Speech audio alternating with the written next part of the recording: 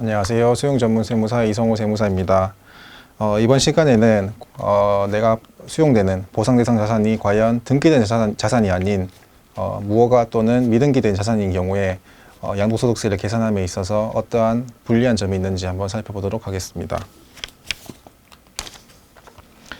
미등기 자산인 경우에는 주로 다음과 같은 세법상 제재가 있습니다. 첫 번째, 내가 가지고 있는 자산이 주택이고 또 다른 주택이 없다면은 비과세 대상인 자산에 대한 요건을 충족하는 주택이지만 미등기되는 주택이라서 비과세 적용이 불가하다던가 아니면은 조세특례제한법상의 현금 감면이라든가 자경 감면, 기타의 여러 가지 감면 규정을 적용받을 수 없게 됩니다. 또 장기보유 특별공제에서도 배제가 되고 양도소득세 기본공제 250만 원도 적용받을 수 없게 됩니다. 더군다나 지방세를 포함해서 77%에 대한 고율의 양도소득세 단일세율이 적용되므로 상당한 세부담이 부담이 됩니다. 이러한 미등기 자산인 경우에는 토지나 건물, 부동산에 대한 권리에 대해서 그 권리를 취득한 자가 양도를 하기 전에 무허가 또는 관할 시군구청에서 등기를 하지 않고 양도를 하는 자산을 미등기 자산이라고 하는데요.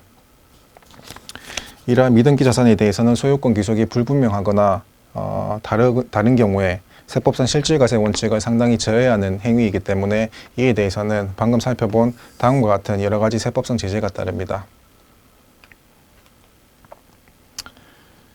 그리고 부동산 특별조치법상에 조세 부과를 면하거나 아니면은 시점 차이를 통해서 그동안에 발생한 이익을 회피하기 위해서는 회피할 목적으로 미등기를 하는 경우라면은 3년 이하의 징역이나 또는 1억 이하의 벌금이 부과가 됩니다.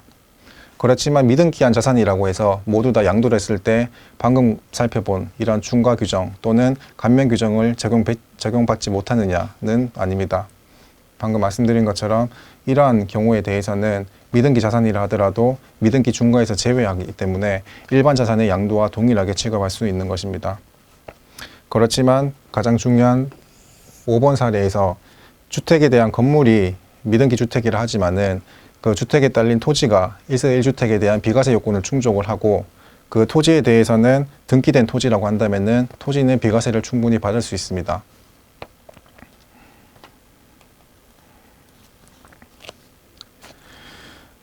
이처럼 미등기 중과인 경우에는 주택에 대해서 가장 많이 안타까운 세법상 불리한 과세가 많이 발생합니다. 예를 들어서 수용 대상 자산에 대해서 주택이 있다면은 2년 이상 부여한 경우 비과세 적용이 충분히 될 수 있겠지만 미등기를 함으로써 발생하는 그러한 비과세 적용 혜택을 적용받지 못하기 때문입니다.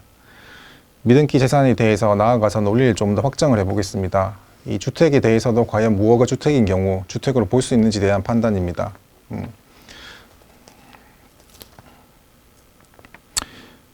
일단 통상적으로 건물이 완공이 되고 난다면은 관할 시군구청으로부터 사용 승인 또는 사용 검인 검사 필증을 교부받아야 됩니다. 그렇지만 주택인 경우에는 주택에 대한 실질 이용 형태가 주거로 이용하고 있는 경우가 입증이 된다면은 방금 보시는 것처럼 불법 건축물이라 하더라도 주택에 해당하기 때문에 한 주택만 소유하고 있는 경우에는 비과세가 가능합니다. 그러나 주택 형태가 없는 멸실주택인 경우에는 더 이상 주택에 해당되지 않기 때문에 비과세 적용이 불가능하고 폐가나 공가인 경우에도 실제 거주가 어렵다고 인정이 되기 때문에 주택이 아닌 것으로 확인이 가능합니다. 그렇다면 사업지구 내에서 내가 소유하고 있는 자산이 미등기 자산인 경우에는 양도를 하기 전 또는 협의나 수용 재결 있기 전에 반드시 등기를 해야 할까요? 보상 전에 반드시 등기를 해야 할지에 대해서는 다음 세 가지를 한번 살펴보는 것이 중요합니다.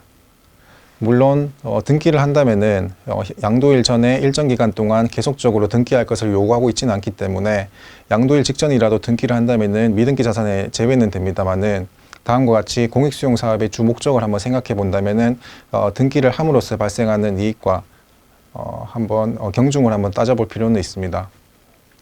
수용 부동산의 주 목적에 대해서 한번 생각을 해보시면 수용 사업 내의 토지는 수용을 해서 그 위에 있는 지작물을 새로 개발하는 데 가장 큰 의의가 있기 때문에 지작물 자체에 대한 가액이 생각보다 낮은 경우가 대부분입니다. 그렇다면 내가 비교적 최근에 취득한 자산인 경우라면 낮은 수용 부동산에 대해서 양도 차익이 발생하지 않고 오히려 양도차손이 발생할 수가 있기 때문에 미등기 자산을 등기를 함으로써 발생하는 관할 시군구청에서 소요되는 경비가 과도한 경우에는 미등기 자산을 그대로 양도를 함으로써 발생하는 불이익은 없을 수도 있다는 생각을 한번 해본다면은 미등기 자산에 대해서 너무 위축되거나 많은 세법상 불이익이 발생한다는 것은 또 아닐 거라고 생각이 듭니다. 이상 수용전문세무사 이성호 세무사였습니다.